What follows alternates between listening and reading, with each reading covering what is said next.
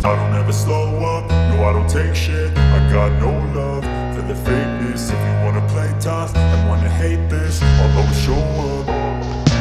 I don't ever slow up, no I don't take shit. I got no love for the fakeness. If you wanna play tough and wanna hate this, I'll always show up and make a statement. I don't ever slow up, no I don't take shit.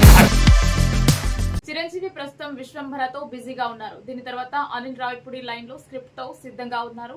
Summer తర్వాత ఈ సినిమాను sets పైకి తీసుకొచ్చి record speed లో పూర్తి చేయాలని చూస్తున్నారు Anil. Sankranti release కు సినిమాను ప్లాన్ చేస్తున్నారు. చిరంజీవి ప్రస్తుతం అనిల్ రావిపూడితో పాటు శ్రీకాంత్, ఓదెలా సినిమాకి కూడా ఓకే చెప్పారు. అయితే చిరు చేయబోయే ఈ సినిమాలో ఏదో ఒక దాంట్లో వెంకటేష్ నటించబోతున్నట్లు ప్రచారం జరుగుతుంది.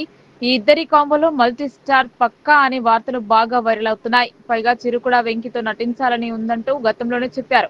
చిరంజీవి సినిమాలో వెంకటేష్ అంటే ముందుగా గుర్తుకొచ్చే దర్శకుడు అనిల్ రావిపూడే. ఎందుకంటే వెంకితో ఇప్పటికే 3 సినిమాలు చేశారు ఈయన.